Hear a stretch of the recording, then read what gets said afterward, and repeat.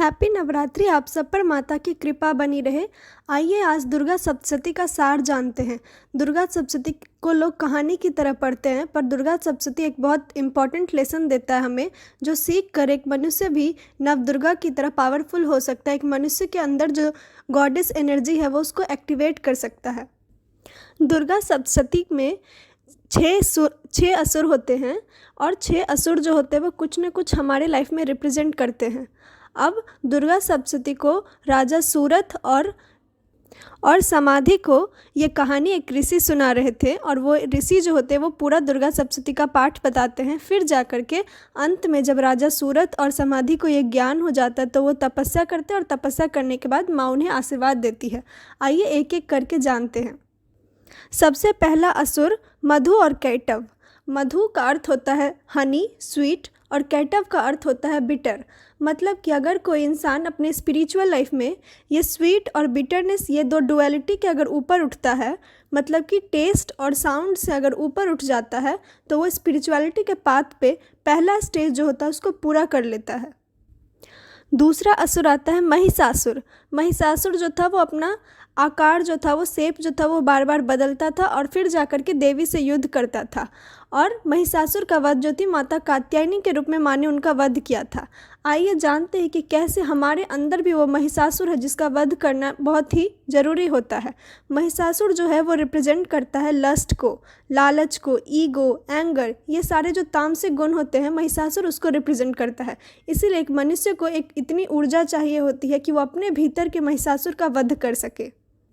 महिषासुर के वध के बाद माँ जो होती है वो देवी और देवता को ये वरदान देती है कि जब जब उन्हें कोई परेशानी होगी माँ उनके परेशानी को ख़त्म करने के लिए अवश्य आएगी, और ऐसा कहकर माँ विलुप्त हो जाती है। उसके बाद आता है शुंभ और निशुंभ का सीरीज। अब इसमें शुंभ और निशुंभ जो होता है वो एक दूत को भेजता है माँ के पास। माँ जो होती है उस समय कौशिकी रूप का धारण की रहती है, और माँ का शरीर जो होता है नीला होता है, और माँ बहुत ही खूबसूरत होती है। शुंभ और निशुंभ का जो दूत होता है वो माँ के पास ये प्रस्ताव रखता है क्योंकि माँ आप शुंभ से विवाह कर लो।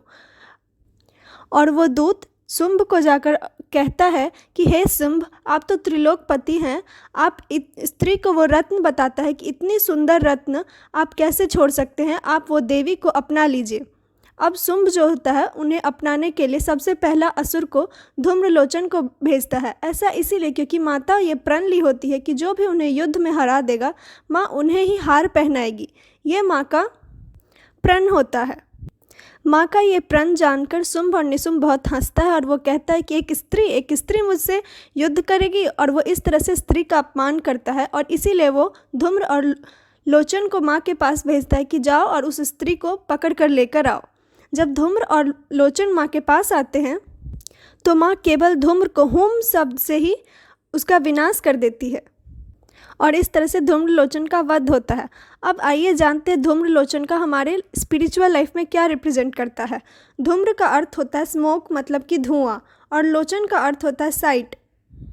हम इसी आँख से ये पूरी दुनिया को देखते हैं, और जब तक हम अज्ञान में होते हैं तब तक ये दुनिया जो होती है वो हमें भ्रमित रूप से दिखाई देती है, और जिस दिन हमारे ऊपर से ये धुआं हट जाता है उस दिन हमें ज्ञान का प्रकाश दिखता है।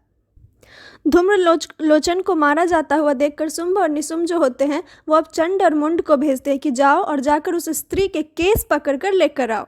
जब चंड और मुंड आता है तो माँ बहुत क्रोधित हो जाती है, और माँ काली का रूप लेती है, और माँ चामुंडा के रूप में चंड और मुंड का वध करती है।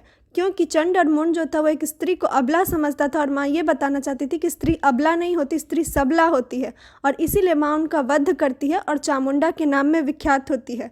चंड और मुंड जो होता है वो स्पिरिचुअल लाइफ में ये रिप्रेजेंट करता है। चंड का अर्थ होता है एक्शन, क्रुएलिटी, वायोलेंस, और मुंड का अर्थ होता है मतलब कि हेड, सर, जिसके अब आप सब कुछ जो करते हैं वो अपने दिमाग से करते हैं, दिमाग, इंटेलिजेंस। और सबसे बड़ा जो एक स्पिरिचुअल लाइफ में लड़ाई होता है वो इनर कन्फ्लिक्ट होता है, क्या सही है क्या गलत है, हमेशा एक इनर कन्फ्लिक्ट चलता रहता है। इसीलिए जो मनुष्य चंड और मुंड का वध कर देता है, मतलब अपने लाइफ में इनर कन्फ्लिक्ट को सॉल्व कर लेता है, वो मनुष्य स्पिरिचुअल पाथ में बहुत आगे चला जाता है। चंड मुंड का वध हो जाने के बाद शुंभ और निशुंभ जो होता है वो रक्त बीज को भेजता है। रक्त बीज को ऐसा वरदान मिला था कि उसका जितना बूंद इस धरती पर गिरेगा उतने रक्त बीज नए उत्पन्न हो जाएंगे और उतने ही बलशाली होंगे। और युद्ध में रक्त बीज को हराना एक बहुत ही मुश्किल सा, एक बहुत ही हेवी चैलेंज था माता के लिए, क्योंकि माता जानती थी कि रक्त बीज को ऐसे हराना मुश्किल है, क्योंकि एक एक बूंद गिरता जाएगा और उतना रक्त बीज उत्पन्न होता जाएगा। पर माँ अपने क्रोध से काली का रूप उग्र करके माँ अपने जीभ बाहर निकालकर जितने भी बूंद होते थे वो धरती पर गिरने ही नहीं देती थी, उसे अपने मुख में ले लेती थी, और इस प्रकार माँ ने रक्त बीज का वध किया। आइए जानते हैं रक्त बीज हमारे लाइफ में क्या इंपॉर्टेंट रोल प्ले करता है। अगर ऐसा देखा जाए तो सबसे बड़ा असुर हमारे लाइफ में रक्त बीज जैसा ही होता है। रक्त बीज का अर्थ होता है डिजायर। एक इंसान के भीतर हर समय, जब से वो जन्म लेता है और मृत्यु तक, उसके अंदर डिजायर उत्पन्न होता रहता है और ये कभी खत्म नहीं होता। एक डिजायर के बाद दूसरा डिजायर चलता ही रहता है और वो उतने ही वेग से, उतने ही पावरफुल होकर उत्पन्न होता है जैसे रक्त बीज उत्पन्न होता था। इसीलिए जब एक मनुष्य डिजायर को कंट्रोल करना सीख जाता है कि उसको कैसे कंट्रोल करना है, तब वो मनुष्य स्पिरिचुअल पाथ पे हायर लेवल अटेन कर लेता है। सबसे अंत में आता है शुंभ और निशुंभ, और माँ इनका भी वध कर देती है। अब शुंभ और निशुंभ हमारे लाइफ में ये रिप्रेजेंट करता है। शुंभ का अर्थ होता है शुभ, ये रिप्रेजेंट करता है शुभ को, और निशुंभ मतलब अशुभ। हम सारे मनुष्य जो होते हैं वो जीवन भर ये शुभ मुहूर्त है, ये अशुभ मुहूर्त है, हम जीवन भर यही सोचते रहते हैं। हम हर काम शुभ मुहूर्त में करेंगे, फिर भी जब अच्छा नहीं होता तो हम परेशान हो जाते हैं कि शुभ मुहूर्त में करने के बाद भी अच्छा नहीं हुआ। ये मनुष्य हमेशा राइट और रॉन्ग के बीच में फंसा होता है, हमेशा डुअलिटी में फंसा होता है कि उसको क्या करना चाहिए और क्या नहीं करना चाहिए। पर माँ हमें ये बताती है कि शुभ और अशुभ ये तो हमारे मन में है, ये हमारे मन की बीमारी है, और जो मनुष्य इस मन की बीमारी को वध कर देता है वो शुंभ और निशुंभ जैसे बड़े बड़े दैत्य का वध कर देता है। इसीलिए आप दुर्गा सप्तशती को सिर्फ और सिर्फ कहानी की तरह मत पढ़िए। अगर दुर्गा सप्तशती का देखा जाए तो दुर्गा सप्तशती बहुत ही इंपॉर्टेंट रोल प्ले करता है। एक मनुष्य को पूरी स्पिरिचुअल लाइफ में कैसे ग्रो करना होता है उसके बारे में बताता है। आप भी अपने भीतर के असुर का वध करिए और इस नवरात्रि विजयदशमी के दिन विजय हो उत्सव मनाइए। धन्यवाद।